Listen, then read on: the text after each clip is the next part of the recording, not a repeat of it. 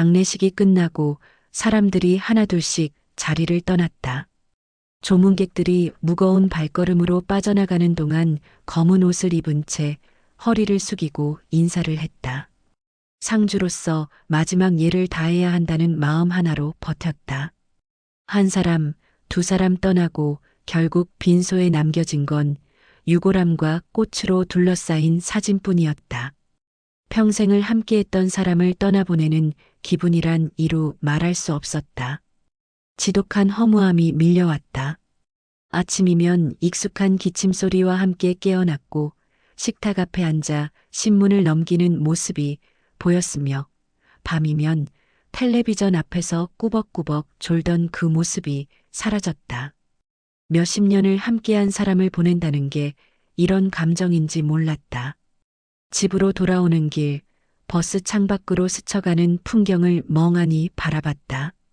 길가에 핀 꽃, 신호를 기다리는 사람들, 횡단보도를 뛰어가는 아이들. 세상은 여전히 그대로인데 오직 내 세상만 무너진 것 같았다. 집에 도착하자마자 정막이 몰려왔다. 현관문을 닫고 신발을 벗는 순간 넓고 휑한 공간이 숨막히게 느껴졌다. 벽 한편에는 사진이 걸려 있었다. 여느 때와 다름없는 미소를 짓고 있었지만 이제는 대화조차 할 수 없다는 사실이 서글펐다. 소파에 주저앉아 작은 숨을 몰아쉬었다. 아무리 숨을 들이마셔도 공허함은 가시지 않았다. 냉장고를 열었다. 반쯤 남은 반찬 몇 가지와 물 한 병이 전부였다. 저녁을 먹어야 했지만 도무지 입맛이 없었다. 허기와 상관없이 숟가락을 들 힘조차 없었다. 무기력하게 다시 소파에 기대어 눈을 감았다. 그때 전화가 울렸다. 익숙한 번호였다. 아들이었다. 화면을 바라보며 손가락을 멈칫거렸다. 버튼을 누르고 수화기를 귀에 가져갔다. 아들은 걱정스러운 목소리로 안부를 물었다. 괜찮다고, 잘 지내고 있다고 거짓말을 했다. 하지만 속은 타들어가고 있었다. 며칠 후면 집을 정리해야 했다. 병원비로 들어간 돈이 너무 컸고 결국 남은 건 빚뿐이었다. 아들에게 힘들다는 말 한마디 꺼내기가 어려웠다. 살아오면서 단 한 번도 짐이 되고 싶지 않았다. 혼자서 모든 걸 해결해 왔고 앞으로도 그래야만 한다고 생각했다. 하지만 이제는 혼자의 힘으로 할 수 없는 일들이 늘어나고 있었다. 아들은 전화를 끊기 전 잠시 머뭇거리더니 할 말이 있다는 듯한 기색을 보였다. 하지만 끝내 아무 말도 하지 않은 채 전화를 마쳤다. 그 순간 불길한 예감이 들었다. 다음 날 아들에게 전화를 걸었다. 그러나 신호가 가는 동안 받지 않았다. 몇 번이고 다시 걸어봤지만 상황은 같았다. 마음 한구석에서 무언가 무너지는 느낌이 들었다. 며칠 후 직접 아들의 집을 찾아가기로 했다. 버스를 타고 긴 시간을 달렸다. 아파트 단지 앞에 도착했을 때는 이미 오후였다. 한숨을 내쉬고 엘리베이터에 올라 아들의 집이 있는 층을 눌렀다. 현관 앞에서 잠시 망설이다가 초인종을 눌렀다. 한참 동안 문이 열리지 않았다. 문 뒤에서 작은 말소리가 들려왔다. 그리고 이내 문이 열렸다. 며느리였다. 낯빛이 어두웠다. 예상대로 반가운 얼굴은 아니었다. 눈길을 피하는 듯한 시선이 모든 걸 말해주고 있었다. 초대받지 못한 손님이라는 사실을 다시 한번 깨달았다. 하지만 돌아갈 곳이 없었다. 문이 조금 열리자 며느리의 얼굴이 보였다. 밝은 표정은커녕 어딘지 모르게 냉랭한 기운이 감돌았다. 며느리는 내 모습을 보고는 잠시 어리둥절한 듯 했지만 곧 무심한 표정으로 말을 꺼냈다. 내 마음속에서 무언가가 찌푸려지며 한숨이 나왔다. 이럴 줄 알았는데 그래도 내 아들이 있다면 이해해 줄 거라는 기대가 있었던 것이다. 어머니, 지금은 좀. 며느리는 말끝을 흐리며 손으로 문을 조금 더 밀어내며 나를 밖으로 밀려나게 했다. 무슨 말이라도 꺼내려는 찰나 아들의 목소리가 현관 너머로 들려왔다. 어머니, 갑자기 왜 이래요? 그 목소리, 정말 오랜만에 듣는 목소리였지만 그 안에는 예전처럼 따뜻함이 느껴지지 않았다. 정우의 목소리는 딱딱하고 일상적인 일처럼 나를 대하는 것 같았다.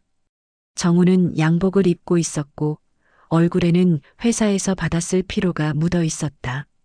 순간 가슴이 아팠다. 내가 그토록 아끼고 사랑했던 아이가 이렇게 멀어진 것이다. 내 아들이라고 믿기 어려울 정도였다. 그래도 이대로 돌아갈 수는 없었다. 내게는 그 어떤 대체할 곳도 없었기 때문이다. 정우야, 엄마가 잠시 얘기 좀 하자. 말을 꺼내기도 전에 며느리가 나를 향해 살짝 손을 내밀었다. 어머니, 지금 정말 힘들어서요. 애들도 있고 정우도 회사 일이 있으니까 나중에 연락드릴게요. 그 말이 내게는 비수가 되어 꽂혔다. 애들, 내가 키우던 아들, 그 아이의 입에서 그런 말을 듣게 될 줄은 꿈에도 몰랐다. 애들이라고. 나에게는 이제 애들조차 없다는 느낌이 들었다. 그동안 내가 얼마나 혼자였는지를 그 말 한마디가 더 선명하게 상기시켜줬다. 정우는 한숨을 쉬며 며느리와 눈을 맞추더니 나에게 다시 말했다. 어머니, 정말 지금은 어려운 상황이에요. 나중에 다시 연락드릴게요. 그는 현관문을 닫으려 했고 나는 그 자리에 서서 아무 말도 할 수 없었다. 말이 목까지 올라왔지만 입을 열 수 없었다. 얼마나 쓸쓸하고 비참한 순간이었는지 그 고요함이 더욱 참기 힘들게 만들었다. 내 아들 집 앞에서 불청객처럼 서 있는 내가 너무나 비참해졌다. 정우야. 나는 목이 메어 제대로 말을 할 수 없었다. 눈물도 나오지 않게 애썼다. 그렇게 힘겹게 입술을 깨물고 참았다. 하지만 내 마음은 아팠다. 정우의 미소가 그리웠고 어린 시절 그 아이를 안았던 기억들이 떠올랐다. 그때는 내가 무엇이든 할 수 있다고 믿었는데 이제는 그 믿음이 사라져버린 것 같았다. 그 순간 옆집 현관문이 열리는 소리가 들렸다. 이웃 주민이 나를 보고 있는 것이 느껴졌다. 정우는 그 시선을 피하고 싶었던 모양이다. 어머니, 나중에 연락드릴게요. 지금은 정말 힘든 상황이라서. 그 말과 함께 현관문이 휙 닫혔다. 그 순간 나는 다시 발걸음을 떼기 어려웠다. 너무 많은 것들이 한꺼번에 밀려왔다. 나는 그 자리에 서서 몇 번이고 심호흡을 했다. 하지만 내 몸은 떨려왔다. 언제 이렇게 나약해졌던 걸까? 나를 버린 것만 같은 현실에 발버둥쳐 봤지만 아무리 힘을 줘도 현실은 나를 놓아주지 않았다. 엘리베이터를 타고 내려오는 동안 내 얼굴을 스치는 바람이 차가웠다. 눈물을 흘릴 힘조차 없었고 그저 벽을 짚으며 한 발 한 발 무겁게 내딛었다. 내 몸은 무겁고 마음은 텅 빈 채로 집으로 향했다. 돌아갈 집도 없고 갈 곳도 없었다. 집을 떠나면서 나는 생각했다. 내가 잃어버린 게 무엇인지. 40년을 함께 살아온 남편, 그리고 이제는 내게 등을 돌린 아들. 내 인생에서 가장 중요한 두 사람이 사라진 것이다. 이제 나는 어디로 가야 할까? 집으로 돌아간다는 말이 무엇을 의미하는지 이제는 정확히 알 수 없었다. 내 집이 사라졌다는 느낌, 그곳이 더 이상 내 안식처가 아니라는 사실이 마음속 깊이 스며들었다. 집을 떠난 뒤 나는 그저 길을 잃은 느낌이었다. 어디로 가야 할지, 누구에게 의지해야 할지 알 수 없었다. 나는 걸음을 재촉했다. 길을 걷다가 그저 시간을 때우는 것처럼 바람이 얼굴을 스치며 지나갔다. 비가 내리기 전까지 그저 일상처럼 지나가는 사람들의 모습이 나를 멀리서 지켜보는 것만 같았다. 내게도 한때는 이렇게 스쳐 지나갔던 날들이 있었는데 그 날들 속에서는 나도 누구인가의 일부였다는 걸 기억했다. 그러나 이제는 그 어떤 사람들과도 연결되지 않은 채 살아가고 있었다. 길을 걷다 보니 저 멀리 작은 분식집이 보였다. 깔끔하고 아담한 가게, 그곳에 들어갈 이유는 없었지만 무심코 발걸음을 향했다. 나도 모르게 발이 끌렸고 내게 남은 마지막 먹거리가 될지도 모른다고 생각하며 들어갔다. 가게 안으로 들어서자 따뜻한 공기와 함께 갓 지은 밥 냄새가 코끝을 스쳤다. 앉아서 자리를 잡고 보니 그곳은 오랜 시간 식사를 하지 않았던 내게는 참으로 낯설고 편안한 공간처럼 느껴졌다. 주문을 받고 잠시 그 자리에 앉아 있었다. 혼자서 밥을 먹는 것은 아주 오랜만이었고 그조차도 나에게는 너무나도 익숙하지 않게 느껴졌다. 하지만 그 작은 우동 한 그릇은 내가 홀로 있을 수밖에 없다는 사실을 상기시켜 주었다. 우동을 한 입 먹으려다 따뜻한 보리차가 한 잔 더 나왔다. 주인 아주머니가 잔을 가져다 주며 나를 걱정스러운 눈빛으로 바라봤다. 나는 얼른 손등으로 눈물을 닦으며 대답했다. 감사합니다, 아주머니. 그 한마디가 내게 큰 위로가 되었다. 아주머니는 내가 뭘 원하는지 아는 것처럼 말을 건넸다. 할머니, 비가 올 것 같은데 우산은 가져오셨어요? 비가 내릴 거라고 예감한 건 아니었지만 그때야 비로소 창밖을 보니 하늘은 흐려지고 있었다. 우산이 없다는 사실을 깨닫고 급하게 몸을 일으켜야겠다고 생각했다. 괜찮아요. 금방 갈 거예요. 나는 그렇게 말했지만 마음속에서는 어디로 가야 할지에 대한 불안감이 컸다. 우동을 마저 먹고 일어날 때 그 순간이 내게는 정말로 절박한 시간이었음을 느꼈다. 잠시 머물 곳도 연락할 사람도 없다는 생각이 확 밀려왔다. 모든 것들이 내게 버림받은 느낌이었다. 길거리를 걸어가며 몇 번이고 떠오르는 사람들을 떠올렸다. 그러나 그들 중 누구에게도 의지할 수 없다는 걸 알았다. 내 인생에서 관계는 모두 끊어졌고 나는 고립된 존재로 살아가는 듯한 기분이었다. 그때 시야에 작은 고시원이 들어왔다. 글씨가 선명한 빨간색으로 눈에 띄었고 이 순간 내가 찾아야 할 곳이 바로 여기였음을 깨달았다. 내가 이곳을 찾아 들어가야 하는 이유는 단 하나였다. 현실적인 선택이었다. 남은 돈으로는 몇 달은 버틸 수 있을 것 같았다. 고시원으로 향하며 나는 마음속에서 비로소 이곳이 내가 마주해야 할 새로운 시작이라고 다짐했다. 40년을 함께 살아온 집과 사람들이 이제는 나와는 상관없는 사람들이 되어버린 현실을 받아들이는 순간이었다.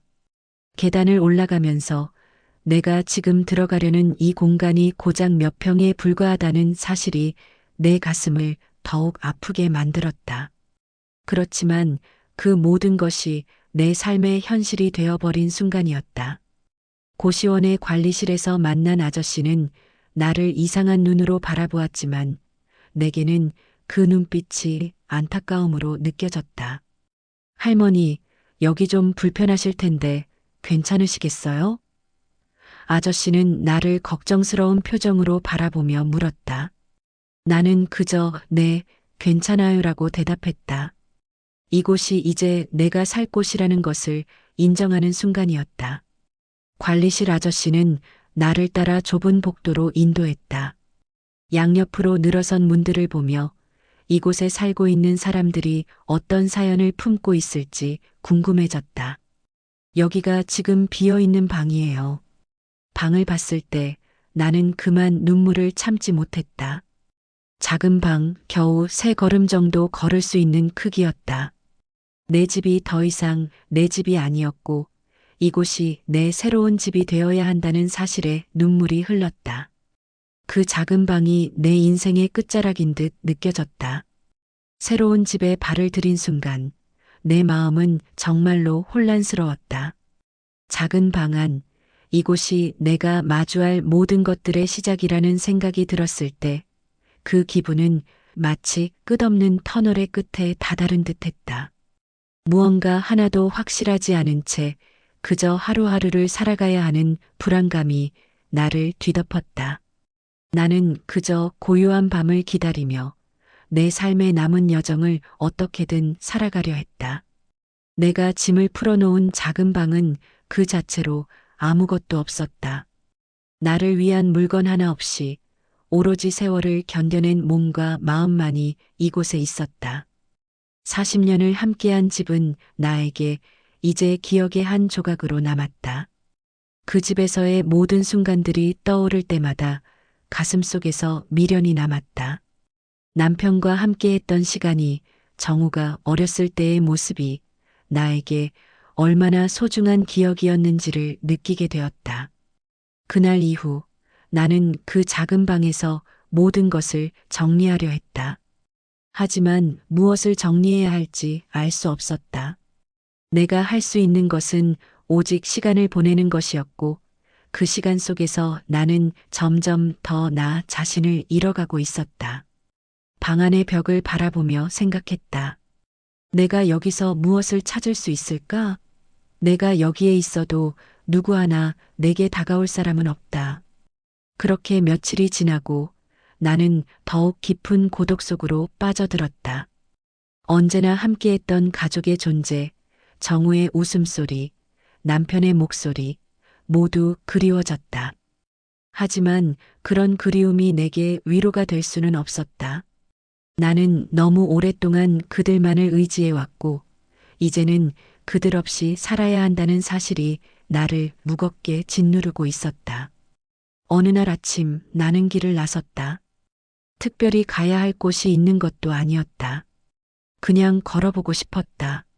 서울의 바쁜 거리, 차들이 붐비고 사람들이 오가는 모습 속에서 나는 점점 더 외로워지는 기분이었다.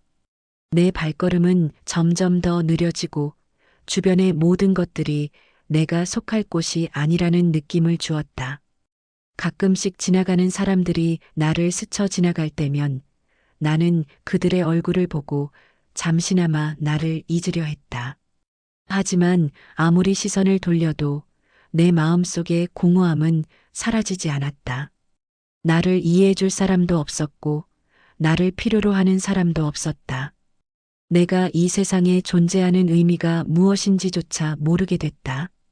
그렇게 돌아다니던 어느 날 길을 걷다가 한 작은 카페를 발견했다. 붉은색 간판이 눈에 띄어 잠시 발길을 멈췄다.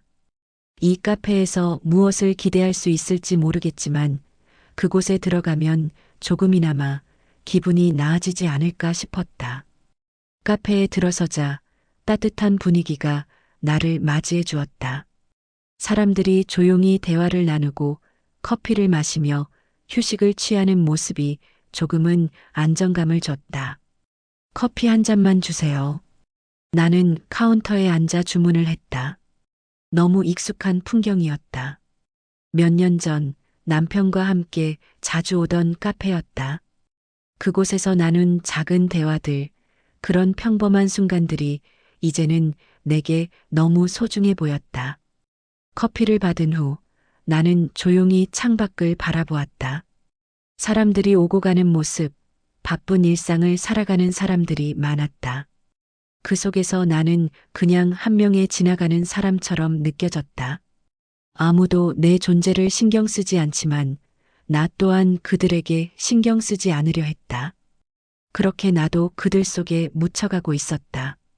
그러다 문득 내 마음 속에서 무언가가 일렁였다. 이곳에 있을 때 나는 잠시라도 행복할 수 있을까? 내가 살아가야 하는 이유를 찾을 수 있을까? 그 순간 내가 떠올린 사람은 정우였다. 내 아들. 그 아들이 지금 어디서 무엇을 하고 있을지, 그가 나를 기억할지 궁금했다. 집을 떠나온 이후로 나는 그에게 한 번도 연락을 하지 않았다. 마음속에서는 그에게 기대고 싶었지만 이미 내가 그에게 불편한 존재가 되지 않았을까 하는 두려움이 컸다. 나는 그냥 혼자 있을 때가 더 편했다. 그럼에도 불구하고 그 아들만은 내 삶에서 여전히 중요한 존재임을 깨달았다. 그날 이후 나는 다시 길을 걸으며 생각을 정리했다. 혼자라는 것이 이렇게도 외롭고 내가 의지할 곳이 없다는 것이 이렇게도 아프다는 사실을 받아들이기 위해서는 시간이 더 필요했다. 하지만 그 시간을 기다리는 동안 나는 조금씩 내 자신을 다시 찾을 수 있을까 하는 희망을 품어보기로 했다. 어쩌면 내 인생의 끝은 새로운 시작을 의미할 수도 있겠다는 생각이 들었다. 이제는 다른 사람에게 의지하기보다는 내가 나를 지켜야 한다는 사실을 깨달았다. 그래도 한 가지만은 확실했다. 내가 살아가야 하는 이유는 내가 살아있기 때문이다. 고시원에서의 생활이 계속되었고 나날이 외로움은 더 깊어졌다. 좁은 방에서의 하루하루는 내 마음을 점점 더 고립시키는 느낌이었다. 나는 작은 창문을 통해 밖을 바라보며 지나가는 사람들의 모습을 자주 살펴보았다. 그들의 표정은 모두 바쁘고 목적이 있는 듯 보였지만 나는 그 속에서 자신을 찾을 수 없었다. 길을 걷는 그들에게 나는 그저 풍경의 일부분일 뿐이었다. 하지만 그런 고독 속에서도 나는 가끔씩 희망의 불씨가 튀는 순간들을 느낄 때가 있었다. 예를 들어 고시원 근처 작은 공원에서 우연히 만난 어떤 노인이 나에게 따뜻한 말을 건넸을 때 그것이 내게 작은 위로가 되었다. 그 노인은 길을 걷다 잠시 멈춰서 나에게 말했다. 혼자 계시죠? 저도 그런 시절이 있었어요. 시간이 지나면 모든 것이 나아질 거예요. 그 한마디가 내게 위로가 되었다. 그날 나는 그 노인에게 고마운 마음을 품고 다시 길을 걸었다. 그렇게 하루하루 지나가면서도 나는 여전히 내 삶에 대해 질문을 던졌다. 내가 살아가는 이유는 무엇일까? 왜 이렇게 힘든 시간이 계속될까? 내가 누구에게 의지해야 할까? 매일 밤 내가 그 길을 따라 걸을 때마다 그 질문들은 계속 내 마음을 짓누르며 찾아왔다. 내가 가진 것이라고는 그저 남편과 함께한 추억과 정우에게만 바랐던 꿈뿐이었다. 하루는 또 다른 변화를 맞이하게 되었다. 고시원 관리실에서 일하는 작은 아저씨가 내게 말을 걸었다. 어르신, 오늘 저녁에 저희 동네에서 작은 행사 있다고 하네요. 시간 되시면 오세요. 처음엔 그저 예의상하는 말인 줄 알았다. 하지만 저녁이 되어 그 아저씨의 말대로 동네 주민들이 모여 함께 음식을 나누고 이야기를 하는 자리가 있었다. 그날 내가 처음으로 누군가와 진지한 대화를 나누었다. 그 자리에서 만난 한 여인은 내 나이 또래의 사람이었고 그녀는 나와 비슷한 처지에 있었다. 남편을 잃고 홀로 살고 있는 그녀는 나에게 이렇게 말했다. 우리는 더 이상 과거에 매달릴 수 없어요. 살아있는 동안에는 살아있는 자의 삶을 찾아야 해요. 그 말이 내게 큰 울림을 주었다. 내 인생이 아직 끝난 것이 아니라는 생각이 들었고 한 걸음 내디딜 용기를 얻게 되었다. 그날 밤 나는 자리에 앉아 조용히 생각했다. 내가 살아가는 이유는 내가 세상에 남아있기 때문이라는 것을 깨달았다. 그동안 나는 내 삶을 남편과 아들에게 맡긴 채 살아왔지만 이제는 내 삶을 내가 다시 찾을 때가 되었다. 삶이 힘들고 고단했지만 나는 여전히 살아가고 있고 그 자체로 의미가 있다는 생각이 들었다. 내일은 좀 더 나은 날이 될 수 있다는 희망이 내 마음에 자리를 잡았다. 그리고 나는 그 희망을 품고 고시원을 떠나 다시 한번 세상을 향해 걸어가기로 결심했다. 지나온 길에서 내가 얻은 것들이 있다면 그건 바로 내가 다시 시작할 수 있는 용기였다. 비록 여전히 혼자였지만 나는 그 혼자라는 사실에 대해 이제는 두려워하지 않기로 했다. 내가 할 수 있는 일은 나 자신을 믿고 한 걸음씩 나아가는 것뿐이었다. 내 삶의 끝이 아닌 새로운 시작을 향한 첫걸음을 내디딘 그 순간 나는 다시금 내 안에서 희망의 작은 씨앗을 발견했다. 그 씨앗이 자라나 언젠가는 나를 이끌어줄 힘이 되어줄 것이라 믿었다. 고시원에서의 생활은 날이 갈수록 내게 익숙해졌다. 좁은 방, 소음 가득한 복도, 그 속에서 어색하게 살아가는 사람들. 어느 날 그 익숙한 고시원에서 새로운 변화가 일어났다. 바로 그날 아침 관리실에서 전화가 왔다. 어르신, 오늘 오후에 정우 씨가 방문한다고 합니다. 어머니 뵙고 싶어 하시네요. 나는 그 말을 듣고 가슴이 떨렸다. 정우가 나를 다시 찾아온다는 사실이 믿기지 않았다. 내 마음속 깊은 곳에서는 미안함과 그리움이 서로 얽혀 있었다. 정우와의 관계는 점점 멀어졌다고 느꼈다. 장례식 이후로 나는 그를 더 이상 자주 만나지 못했다. 그가 나를 다시 찾아올 것이라고는 생각하지 못했기에 그 소식은 나에게 큰 충격이었다. 하루 종일 긴장된 마음으로 준비를 하면서 나는 몇 번이고 고시원 주변을 걸어 다녔다. 정우가 나를 보고 무엇이라 말할지 나의 마음은 갈팡질팡했다. 정우가 고시원에 도착한 오후 나는 그를 맞이했다. 그는 차가운 표정으로 나를 바라보았고 나는 그와의 거리가 여전히 멀다는 것을 느꼈다. 정우는 내게 조심스럽게 물었다. 어머니, 괜찮으세요? 그 말에 나는 왠지 모르게 억지로 웃어야 했다. 그동안 느꼈던 외로움과 슬픔이 한순간에 몰려왔지만 나는 그 앞에서 흔들리지 않으려 했다. 괜찮아, 괜찮다. 나는 그렇게 대답하며 정우를 바라보았다. 그는 잠시 말을 잇지 못하다가 다시 입을 열었다. 어머니, 사실 제가 여기 오기로 결심한 이유는 그동안 너무 연락이 없어서 걱정이 됐어요. 집에 가신 이후로 뭔가 이상하다고 느껴졌거든요. 그 말에 나는 그동안 우리가 얼마나 서로를 미뤄왔는지, 얼마나 서로 상처를 주고 받았는지 다시 한번 실감했다. 미안하다, 아들아. 나는 그렇게 말했다. 정우는 고개를 숙였다. 그리고 이어서 말하지 못한 채 그저 내가 무슨 말을 할지 기다리고 있었다. 정우야, 그동안 너무 미안했어. 내가 너에게 너무 많은 기대를 걸었고 너의 삶을 내가 마음대로 결정하려 했어. 사실 내가 내게 미안하다. 내가 너에게 그랬던 걸 몰랐다. 나는 그렇게 털어놓았다. 정우는 한참을 침묵하다가 눈물을 글썽이며 말했다. 어머니, 제가 그동안 어머니를 제대로 챙기지 못한 것 같아요. 제가 더 잘했어야 했는데 그게 잘 안 됐던 것 같아요. 그 말에 나는 다시 한번 마음이 아팠다. 우리가 서로 상처를 주고받았다는 것을 알지만 그 상처가 이제는 조금씩 아물고 있었다.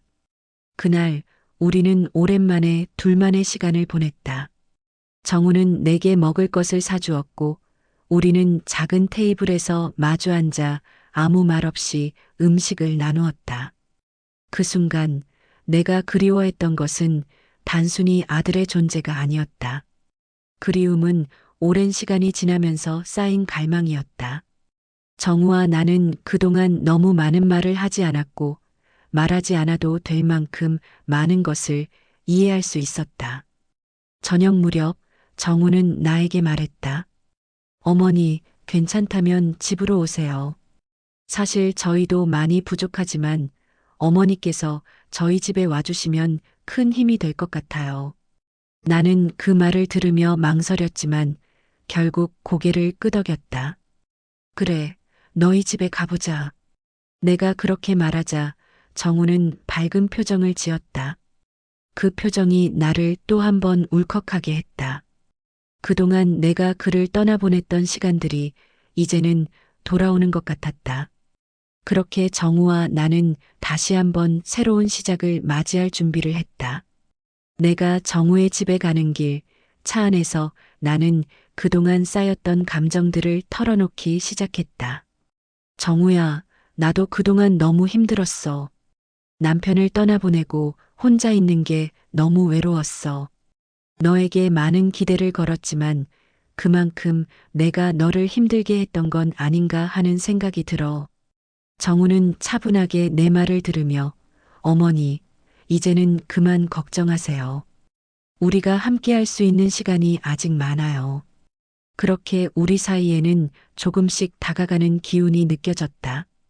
정우의 집에 도착한 후 나는 그곳에서 조금씩 내가 다시 돌아올 수 있다는 생각을 했다. 예전의 나로 돌아갈 수는 없겠지만 적어도 나는 다시 시작할 수 있다는 희망을 가지게 되었다. 이제는 혼자서도 무엇인가를 할 수 있다는 자신감을 느끼기 시작했다. 세상은 나를 버린 것이 아니라 오히려 내가 그동안 놓쳤던 것들에 대해 깨달을 수 있게 해준 것 같았다. 정우와 나는 그날 밤을 함께 보냈다. 집은 그렇게 넓지 않았지만 그와 함께하는 시간이 생각보다 소중하게 느껴졌다. 이전의 나였다면 이런 작은 순간조차 소홀히 여겼을지도 모른다. 그러나 오늘 나는 그 순간을 감사히 여겼다. 그동안 놓쳤던 소중한 것들에 대한 갈망이 차츰 채워지기 시작한 느낌이었다. 정우의 집에서 보내는 첫날 밤은 그 어떤 날보다도 평화로웠다. 그날 아침 나는 정우와 미진의 집에서 일어났다. 미진은 아침 일찍부터 아이들을 준비시키느라 바빴고 정우는 일터로 향하느라 집을 떠났다. 나는 그들에게 짧은 인사를 건넨 후 집안을 둘러보았다. 예전에는 혼자서도 다 해냈다고 생각했지만 지금은 그렇게 홀로 남겨지지 않기 위해 조금씩 노력하는 나를 발견할 수 있었다. 정우는 점심시간이 되어 집으로 돌아왔고 나는 그를 기다리며 간단한 식사를 준비했다. 이 작은 일상이 내가 그리워했던 것임을 다시 한번 깨달았다. 정우와 나는 점심을 함께 먹으면서 여러 가지 이야기를 나누었다. 나는 그동안 그를 떠나보낸 후 나 혼자서도 많은 생각을 했고 그가 아직 내 곁에 있다는 사실에 고마움을 느꼈다. 엄마, 그동안 너무 미안했어요. 제가 너무 바빠서 어머니를 챙기지 못했던 것 같아요. 정우의 말에 나는 씁쓸한 미소를 지었다. 정우야, 나도 미안하다. 내가 더 힘들었을 텐데 내가 그저 너에게 기대었던 것 같아. 정우는 잠시 침묵을 지켰다가 나를 바라보며 말없이 고개를 끄덕였다. 나는 그동안 우리가 하지 않았던 대화들이 이제야 시작된다고 느꼈다. 그렇게 시간이 흐르고 나는 정우와 미진의 집에서 조금씩 안정감을 찾기 시작했다. 물론 처음에는 불편한 점이 많았고 서로의 공간을 침범하지 않으려 노력해야 했다. 하지만 점차적으로 나는 이 집에서 더 많은 시간을 보내고 싶다는 생각이 들었다.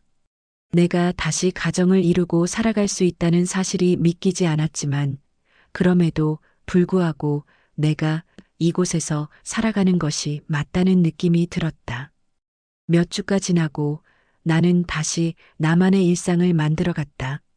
내가 이 집에서 할 수 있는 일이 무엇인지 고민하면서 정우와 미진에게도 작은 도움을 주기 시작했다. 집안일을 돕고 아이들 돌보기를 맡으며 나의 일상은 조금씩 새로워졌다. 그동안 고시원에서의 외로움이 이제는 점점 사라지고 있었다. 정우의 아이들이 집에 오면 나는 그들과 함께 시간을 보내며 웃음도 나누고 그들이 자라는 모습을 지켜보았다. 그러던 중 정우가 나에게 말했다. 어머니, 이제 저희도 더 이상 걱정하지 않으셔도 돼요. 제 아내와도 이야기를 많이 나눴어요. 어머니께서 원하시면 언제든지 여기서 생활하시면서 지내실 수 있어요. 나는 그 말을 듣고 내 마음이 조금 흔들렸다. 사실 그동안 나는 내가 얼마나 외롭고 힘들었는지를 잘 알았다. 하지만 그 순간 나는 오히려 미안한 마음이 더 커졌다. 내가 정우에게 얼마나 많은 짐을 지운 것인가. 그런 생각이 들어서 마음이 무겁게 느껴졌다. 정우야, 나도 내가 이렇게 말해줘서 고맙다. 하지만 내 스스로 할 수 있는 일을 찾고 싶어. 이제는 내가 스스로 살아갈 수 있다는 걸 보여주고 싶다. 나는 그렇게 말했다. 정우는 잠시 말을 멈추더니 진지하게 나를 바라보았다. 어머니, 그럴 수 있는 힘이 있으시다면 좋겠어요. 하지만 언제든지 필요하면 도와줄 테니까 걱정하지 마세요. 그 말에 나는 고개를 끄덕였다. 이제는 내가 해야 할 일들이 많다고 느껴졌다. 나의 삶을 다시 시작하기 위한 준비가 되어가고 있었다. 나는 그날부터 조금씩 나만의 일을 찾아보기 시작했다. 그동안 너무 많은 것을 잃어버린 것처럼 느껴졌지만 이제는 내 삶을 다시 만들어가는 시간이 필요했다. 작은 일이라도 시작해서 내가 할 수 있는 일을 찾으려 했다. 그동안 사람들과의 관계에서 많은 상처를 받았지만 이제는 내 자신을 위해 무엇인가를 시작할 수 있다는 희망이 보였다. 몇 주 후 나는 동네 식당에서 아르바이트를 구했다. 예전처럼 힘들지는 않았지만 그 일로 인해 나는 조금씩 내 자신을 되찾아갔다. 그곳에서 만난 사람들과 이야기를 나누며 나는 점점 더 자신감을 되찾을 수 있었다. 나는 이 일을 통해 다시 살아가는 힘을 얻고 있었다. 정우와 미지는 나의 결정을 존중해 주었고 그들은 내가 다시 시작할 수 있는 길을 열어주었다. 나는 그들에게 고마움을 표하며 점점 더 독립적인 삶을 살아가고 있었다. 그동안의 상처들은 시간이 지나면서 조금씩 치유되었고 나는 내게 주어진 새로운 일상에서 더욱 강해질 수 있었다. 시간이 지나면서 나는 점차 나만의 삶을 찾아가고 있었다. 정우와 미지는 내가 독립적인 삶을 살 수 있도록 여러모로 배려했지만 나는 여전히 내게 주어진 기회를 놓치지 않으려 애썼다. 동네 식당에서 아르바이트를 하며 매일 아침 일찍 일어나 일하는 일상이 이제는 내게 익숙해졌다. 비록 힘든 일도 많았지만 그 속에서 얻는 소소한 만족감이 나를 지탱해 주었다. 어느 날 정우가 나를 찾아왔다. 그는 늘 바쁜 일정을 쪼개어 집에 들르곤 했지만 오늘은 좀 더 진지한 얼굴로 나를 마주했다. 나는 그를 반갑게 맞으며 커피 한 잔을 내어주었다. 엄마, 정말 고맙습니다. 정우는 말없이 커피를 한 모금 마셨다. 그의 얼굴에는 무언가 결단을 내리려는 듯한 모습이 묻어 있었다. 나는 그가 무엇을 말하려는지 감을 잡을 수 있었다. 무슨 일인데? 나는 조용히 물었다. 정우는 잠시 고개를 숙이다가 다시 내 눈을 바라보며 말했다. 저희가 생각해 본 결과 어머니께서 원하시는 대로 하셨으면 좋겠어요. 아버지가 남긴 유산을 어떻게 처리할지 고민도 했었지만 어머니가 스스로 일어서려고 노력하는 모습이 정말 자랑스럽습니다. 그의 말은 예상했던 것과 조금 달랐다. 정우가 나를 존중하며 생각을 나누는 방식이 나는 마치 그동안의 아픔과 갈등이 조금씩 해결되어 가고 있음을 느꼈다. 나는 그에게 고맙다는 말을 건넸다. 그리고 나서 조용히 말했다. 정우야, 나는 지금 내가 할 수 있는 일들이 많아지고 있다는 생각이 들어. 예전처럼 무기력하게 시간이 흘러가는 게 아니라 내가 주도적으로 살아가고 싶어. 그런 마음이 생기니까 뭔가 힘이 나는 것 같아. 정우는 내 말을 듣고 나서 웃었다. 그 웃음 속에서 나는 그동안의 갈등과 불편함이 점점 사라지는 것을 느꼈다. 이제는 서로가 서로를 이해하고 응원할 수 있는 단계에 온 것 같았다. 그때 나는 다시 한번 결심했다. 나에게 주어진 시간이 아깝지 않게 내 삶을 더 나아지게 만들 수 있도록 최선을 다해야겠다고 다짐했다. 그 후 나는 더욱 적극적으로 생활을 시작했다. 아르바이트 외에도 작은 집안일들을 맡으며 나만의 일상을 꾸려갔다. 내가 스스로 일어설 수 있다는 자신감을 느끼면서 더 많은 것을 배우고 더 많은 사람들과 소통할 수 있었다. 그런 가운데 나는 나만의 작은 꿈을 꾸기 시작했다. 오래전부터 생각해왔던 일이지만 그동안 여러 가지 이유로 미뤄왔던 것들이 있었다. 바로 내 작은 식당을 열어보는 일이었다. 처음에는 막연하게만 느껴졌지만 나는 조금씩 준비를 해나갔다. 동네에서 일하며 쌓은 사람들과의 인연이 점점 더 강해졌고 그들은 내 꿈을 진심으로 응원해 주었다. 그들의 지지 덕분에 나는 점점 더 자신감을 갖게 되었고 내 작은 꿈을 이루기 위한 발걸음을 내딛기 시작했다. 식당을 시작하는 데는 많은 준비가 필요했다. 자금도 마련해야 했고 장소도 찾아야 했다. 그리고 무엇보다 중요한 것은 내 손으로 만든 음식을 사람들이 좋아할 수 있을까 하는 걱정이었다. 그러나 나는 이제 그 걱정을 버리고 내가 할 수 있는 일에 최선을 다해보려 했다. 며칠 후 나는 마침내 작은 가게 하나를 구할 수 있었다. 가게는 예상보다 더 작고 주변 환경도 여유롭지 않았다. 그러나 그곳은 내가 새로운 시작을 할 수 있는 최적의 장소였다. 나는 점차 그곳을 나만의 공간으로 만들어갔다. 매일매일 새로운 메뉴를 고민하고 손님들과 소통하면서 나만의 맛을 찾기 위한 노력은 쉬운 일이 아니었지만 그렇게 하다 보니 조금씩 나의 자리가 생기기 시작했다. 정우와 미지는 내가 이 작은 가게를 시작하는데 많은 도움을 주었다. 정우는 사업적인 부분에서 조언을 아끼지 않았고 미지는 집안일을 도와주면서 나를 응원해 주었다. 나는 그들의 도움 덕분에 한 걸음 한 걸음 나아갈 수 있었다. 그런 마음들이 나를 더욱 강하게 만들었다. 하루는 가게 문을 열고 나니 몇 명의 손님들이 자리에 앉아 있었다. 처음으로 손님들이 내 가게에서 음식을 맛보고 있었다. 그 순간 나는 너무 기뻐서 마음속으로 눈물을 흘렸다. 나의 작은 꿈이 현실이 된 것이었다. 그것은 그동안의 아픔과 슬픔을 견딘 나에게 주어진 보상이었을지도 몰랐다. 그 후 내 가게는 점점 입소문을 타면서 사람들이 찾아오는 곳이 되었다. 그리고 나는 그곳에서 매일매일 살아가며 내가 만든 음식을 통해 사람들의 미소를 보는 것이 얼마나 큰 기쁨인지 깨닫게 되었다. 내 인생은 이제 내가 주도할 수 있게 되었고 나는 그 모든 것이 나 자신에게 주어진 기회임을 감사하게 여겼다. 시간은 빠르게 흘러갔다. 나는 이제 내 작은 식당을 운영하며 나만의 삶을 만들어가고 있었다.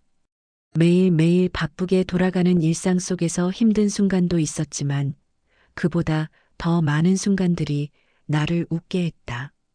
손님들의 미소, 내가 만든 음식을 맛있게 먹으며 고마워하는 얼굴을 보는 것이 더할 나위 없는 기쁨이었다. 정우와 미지는 여전히 내 곁을 지켜주었다. 그들은 내가 무너지지 않도록 항상 힘이 되어 주었다. 한 번은 정우가 내게 말해 주었다. 엄마, 정말 대단해요. 그때 그 힘든 순간들을 다 지나오고 이렇게 멋지게 살아가고 있다는 게 믿기지 않아요. 나는 그 말을 듣고 눈물이 날 뻔했다. 정우에게 나는 그저 힘든 시간들을 지나온 어머니일 뿐이라고 생각했다. 그런데 그는 나를 보고 대단하다고 말해 주었다. 내가 힘들었던 그 시간들이 헛되지 않았음을 느꼈고 그때마다 나를 지켜줘서 고마웠다. 그런데 내 작은 식당이 점차 자리를 잡아가면서 새로운 고민이 생기기 시작했다. 나의 꿈은 단지 작은 식당을 운영하는 것에 그치지 않았다. 나는 조금 더 큰 목표를 가지고 있었다. 더 많은 사람들과 나누고 싶은 마음이 생겼고 나는 이를 이루기 위한 계획을 세우기 시작했다. 내가 생각한 목표는 내가 만든 음식을 더 많은 사람들에게 전하고 내가 가진 경험을 다른 사람들과 나누는 것이었다. 그렇게 내 식당을 조금씩 확장하려는 계획을 세웠다. 하지만 이 계획을 실행하기 위해서는 자금이 필요했다. 그리고 나는 이 자금을 마련하기 위해 여러 가지 방법을 고민했다. 그때 미진이 나에게 제안을 해왔다. 어머니, 제가 좀 도와드릴게요. 이건 제가 할 수 있는 일이에요. 미진은 그동안 내게 많은 도움을 주었던 사람 중 하나였다. 그녀는 내게 좋은 제안을 해주었고 나는 그 제안을 받아들일 준비가 되어 있었다. 그녀는 내가 좀 더 큰 사업을 하도록 도와줄 수 있는 사람을 소개해 주었고 나는 그 사람과 만나기 위해 긴장된 마음으로 준비했다. 그 사람은 내 생각보다 훨씬 더 많은 경험을 가진 사람이었다. 사업에 대한 지식이 풍부하고 내가 꿈꾸던 것들을 어떻게 현실로 만들 수 있을지에 대해 많은 이야기를 나누었다. 그 사람의 말은 나를 확신하게 만들었고 나는 이제 내 꿈을 실현하기 위해 한 걸음 더 나아갈 수 있을 것 같았다. 정우와 미진도 내게 힘을 주었다. 그들은 내게 두려워하지 말고 내가 원하는 일을 해야 한다고 말했다. 그들의 응원 덕분에 나는 점점 더 큰 꿈을 향해 나아갈 수 있었다. 물론 그 길은 쉽지 않을 것이다. 하지만 나는 이미 많은 어려움을 겪었고 그 어려움을 이겨내며 여기까지 왔다. 이제는 내가 가고자 하는 길을 가야 한다고 생각했다. 그러던 중 내 가게에 큰 변화가 일어났다. 어떤 사람이 내 가게를 찾았는데 그는 다름 아닌 음식 관련 사업을 하는 사람이었다. 그는 내 음식의 맛을 보고 크게 감탄하며 말했다. 여기 음식은 정말 특별합니다. 제가 운영하는 체인에 이 음식을 넣어보고 싶습니다. 그의 말에 나는 잠시 멍하니 있었다. 어떻게 해야 할지 모르겠다고 생각했지만 그 순간 내 안에서 무언가 결심이 섰다. 나는 그 제안을 받아들여 내 음식이 더 많은 사람들에게 알려지도록 하기로 했다. 새로운 도전이 시작되었다. 나는 음식 사업에 대한 새로운 아이디어를 얻었고 그와 함께 일하면서 점차 더 많은 경험을 쌓아갔다. 내 가게는 이제 단순한 작은 식당을 넘어 많은 사람들에게 알려지는 곳이 되었다. 나는 그동안 겪어온 고통과 어려움이 결코 헛되지 않았다는 것을 실감하고 있었다. 내 삶은 점점 더 의미 있는 방향으로 흘러갔다. 사람들과 소통하고 내가 만든 음식을 통해 사람들에게 행복을 전하는 일은 내가 원하던 삶이었다. 나는 이제 내 작은 꿈을 넘어서 더 큰 꿈을 향해 나아가고 있었다. 그리고 그 길 위에서 나를 응원해주는 사람들과 함께 나는 점점 더 나아가고 있었다.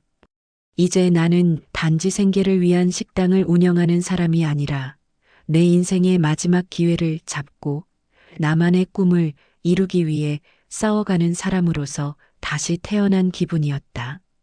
모든 것이 나의 손 안에 있었다. 세상은 언제나 변한다. 변하지 않는 것은 내가 나아가고자 하는 목표와 내가 사랑하는 사람들과의 관계뿐이었다. 그동안 수많은 어려움 속에서 나를 지켜주었던 사람들 덕분에 나는 결국 내 길을 찾았다. 그런데 길을 찾고 나니 더욱 중요한 것이 하나 있다는 것을 깨달았다. 그것은 바로 진정한 나를 찾는 일이었다. 사업이 잘 되기 시작하면서 나는 나 자신을 되돌아볼 시간이 생겼다. 처음에는 일을 해야 했기 때문에 바쁘다는 이유로 자기 자신을 돌아보지 못했지만 이제는 그 속에서 여유를 가질 수 있었다. 과거의 나를 떠올리면 언제나 누군가를 위해 헌신하고 살았던 사람처럼 보였다. 남편을 위해, 정우를 위해, 그리고 미진을 위해 나 자신을 뒤로 미루며 살아왔다.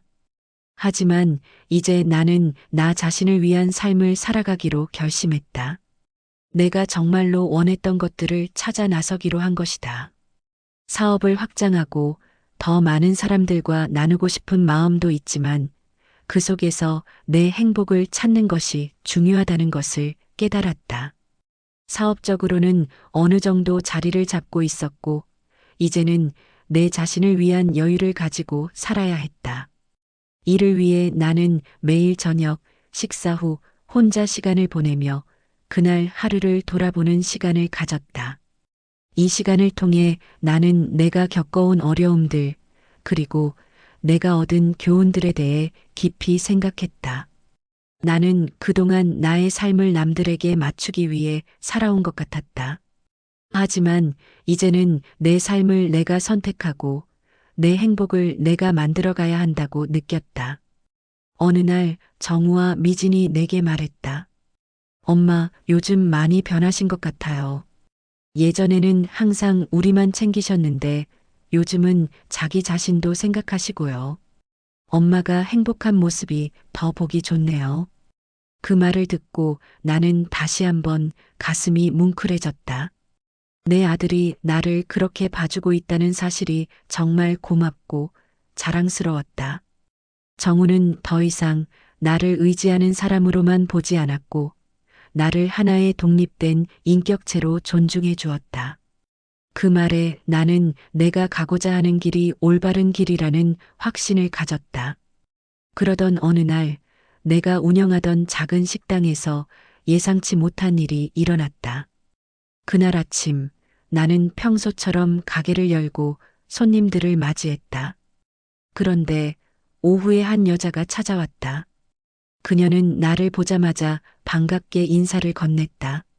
안녕하세요. 김순자 선생님 맞으시죠? 저는 정우의 초등학교 친구인 이혜정입니다. 그녀는 정우의 옛 친구였고 나는 기억이 나는 얼굴이었다. 정우가 초등학교 때 친구들과 놀던 모습을 떠올리며 반갑게 맞이했다. 이혜정은 내가 운영하는 식당을 처음 방문했다고 했다.